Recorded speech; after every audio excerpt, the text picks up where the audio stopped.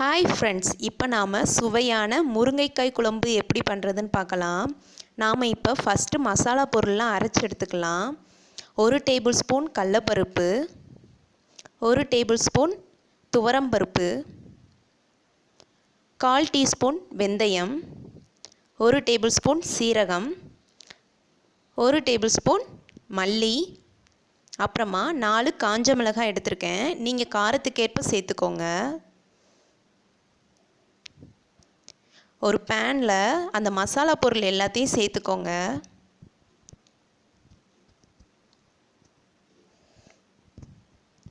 எல்லாத்தையும் சேர்த்துட்டு இதை மிதமான சூட்டில் 2லேருந்து 3 நிமிஷம் நல்லா வறுத்துக்கோங்க.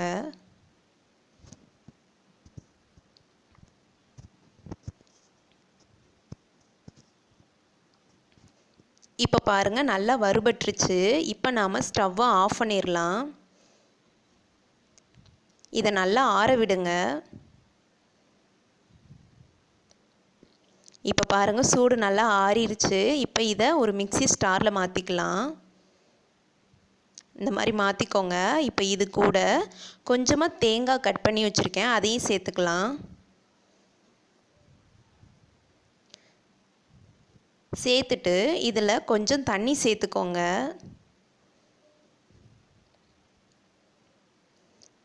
எல்லாத்தையும் நல்லா பேஸ்ட்டாக அரைச்சிக்கோங்க.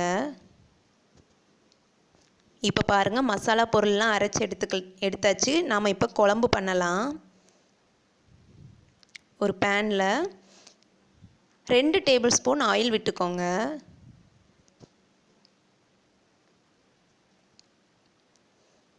எண்ணெய் சூடான உடனே அதில் 1/4 டீஸ்பூன் கடுகு, 1/4 டீஸ்பூன் உளுந்து சேர்த்துக்கோங்க. கடுகு வெடித்த உடனே அதில் 4-5 கருவேப்பிலை இலை சேர்த்துக்கோங்க. அப்புறமா இதில் சின்ன சின்னதாக கட் பண்ண ஒரு பூண்டு எடுத்திருக்கேன், அதையும் சேர்த்துக்கலாம். அப்புறமா 5 சின்ன வெங்காயத்தை கட் பண்ணி வச்சுருக்கேன், அதையும் சேர்த்துக்கலாம். இந்த வெங்காயத்தை நல்லா 1 நிமிஷம் வதக்குங்க.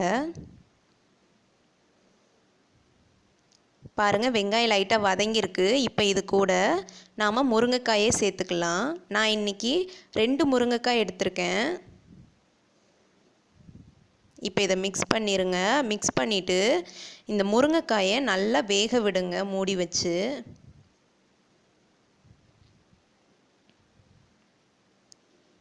இப்போ பாருங்கள், முருங்கைக்காய் நல்லா வெந்துருச்சு. இந்த ஸ்டேஜ் வந்ததுக்கப்புறமா நாம் இதில் 1/2 டேபிள் ஸ்பூன் மஞ்சள் தூள் சேர்த்துக்கோங்க.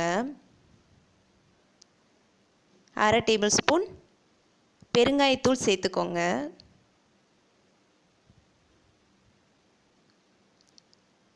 இப்போ இது எல்லாத்தையும் நல்லா மிக்ஸ் பண்ணிக்கோங்க.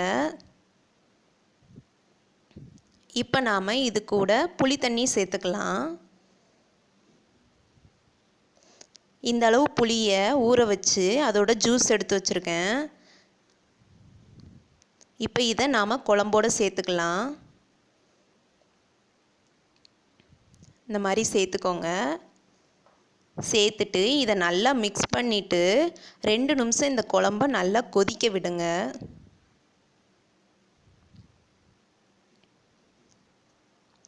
இப்போ பாருங்கள், குழம்பு நல்லா கொதிச்சிருச்சு. இப்போ நாம் அரைச்சி வச்சுருக்கிற அந்த மசாலா பொருள்லாம் சேர்த்துக்கலாம். தேவைப்பட்டால் கொஞ்சமாக தண்ணி சேர்த்துக்கோங்க. அப்புறமா தேவையான அளவு உப்பு சேர்த்துக்கோங்க. இப்போ எல்லாத்தையும் நல்லா மிக்ஸ் பண்ணிக்கோங்க.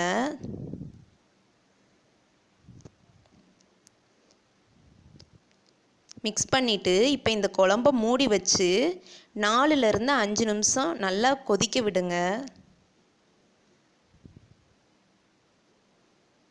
இப்போ 5 மினிட்ஸ் ஆயிடுச்சு. குழம்பு பாருங்கள், நல்லா கொதித்து எண்ணெயெல்லாம் பிரிஞ்சு அருமையாக வந்திருக்கு. இப்போ இதில் கடைசியாக கொஞ்சமாக கொத்தமல்லி இலை தூவி விட்டுருங்க. நல்லா மிக்ஸ் பண்ணி விட்டுருங்க.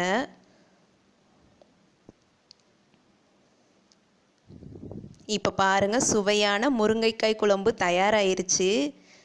வீடே நல்லா கமகமன்னு வாசனையாக இருக்குது. கண்டிப்பாக நீங்கள் இதை வீட்டில் ட்ரை பண்ணி பாருங்கள், உங்களுக்கு பிடிக்கும். உங்களுக்கு இந்த டிஷ் பிடிச்சிருந்துச்சுன்னா எங்கள் சேனலுக்கு சப்ஸ்கிரைப் பண்ணுங்கள். Thank you friends.